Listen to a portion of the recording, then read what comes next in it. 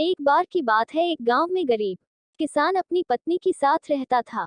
उसके पास एक गाय और थोड़ी सी खेती के लिए जमीन थी, जहां वह दिन भर अपने खेतों में काम करता था। तब कहीं जाकर उसे खाने के लिए अनाज हो पाते थे। इस तरफ से किसान अपना किसी तरह जीवन गुजारा करते थे, जिस कारण से किसान की पत्नी हमेशा अपने भाग्य और भगवान को कोसतीरती थी कि ना जाने किस जन्म का पाप इस जन्म में भरना पड़ रहा है, जो कि गरीबी में जीवन जीना पड़ रहा है। पत्नी की बातों को सुनकर किसान मन ही मन खुद को और अपने भाग्य को कोसता रहता था कि न जाने कब उसके किस्मत के भाग्य बदलेंगे। एक दिन की बात है, दोपहर का समय था। किसान खेतों से आकर अपने घर पर अपनी पत्नी के साथ खाना खाने जा रहा था कि इतने में एक साधु महाराज भिक्षा मांगते हुए उसके दरवाजे पर पहुंचे और भिक्षा मांगने लगे। तो इतने में किसान घर के बाहर आया और बोला, साधु महाराज, हम सभी पहले से इतने गरीब हैं और किसी तरह अपना जीवन गुजार रहे हैं, और ऐसे में हम आपको कहां से दान दे, हमारा साथ तो ऊपर वाला भी छोड़ चुका है। गरीब किसान की बात सुनकर साधु महाराज उसकी स्थिति की समझ चुके थे और बोले, क्या तुम सच में अपने को गरीब मानते हो? ईश्वर पर से तुम्हारा विश्वास उठ गया है ना? तो साधु की बातों को सुनकर हामी भर दी और किसान बोला, हाँ महाराज, हमारे साथ कुछ ऐसा ही है। अब आप ही चाहो तो आपके आशीर्वाद से शायद हमारी किस्मत बदल जाए। तो किसान की ये बात सुनकर साधु महाराज ने कहा, ठीक है, जैसा हम कहते हैं ठीक वैसे ही करते जाओगे। तो गरीब किसान बोला, क्या करना होगा हमें जिससे हमारे अच्छे दिन आ जाए और हमारी गरीबी दूर हो जाए? तो किसान की यह बात सुनकर साधु महाराज ने कहा, ठीक है, जैसा हम कहते हैं ठीक वैसे ही करते जाओगे। तो गरीब किसान बोला, क्या करना होगा हमें जिससे हमारे अच्छे दिन आ जाए और हमारी गरीबी दूर हो जाए? तो साधु महाराज बोले, ठीक है, आज से वह काम करना पड़ेगा जिससे ईश्वर तुमसे प्रसन्न हो।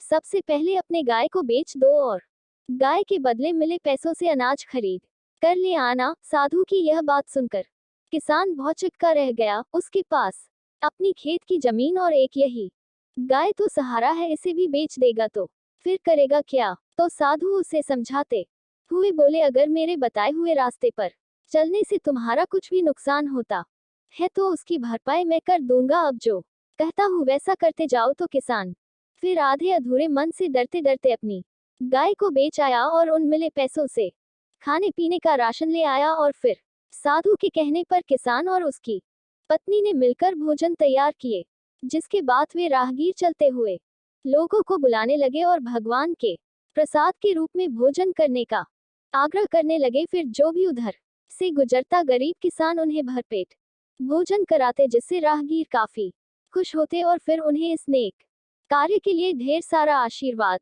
और अपनी इच्छानुसार धन भी देते, जिससे वे फिर से मिले इन पैसों से लोगों को भोजन कराए। इस तरह साधु महाराज के कहने पर यह रोज का सिलसिला चलने लगा। हर दिन गरीब किसान अब मिले पैसों से भोजन प्रबंध करते, जिससे राह चलते लोग प्रतिदिन उसके यहाँ भोजन करते और दान के रूप में किसान को कुछ ना कुछ धन जरूर देते जाते, जिससे गरीब किसान के दान की बात धीरे धीरे दूर तक फैलने लगी थी। फिर धीरे बड़े बड़े नगरों के सेठ, साहूकार, व्यापारी, राजा दरबारी, जो कोई भी उस गांव से गुजरता उस किसान के यहाँ ही भोजन करता और बदले में किसान को इस महान कार्य के लिए ढेर सारा धन भी देते जाते थे, जिससे धीरे धीरे गरीब किसान मिले पैसों से अमीर होने लगा और अब एक गाय के बदले कई ढेर सारे गाय खरीद लाए और अपने भोजन कार्य को भी बढ़ाने लगा। अब किसान मन ही मन खुश होने लगा था। उसे अपने बदलते किस्मत पर भी भरोसा होने लगा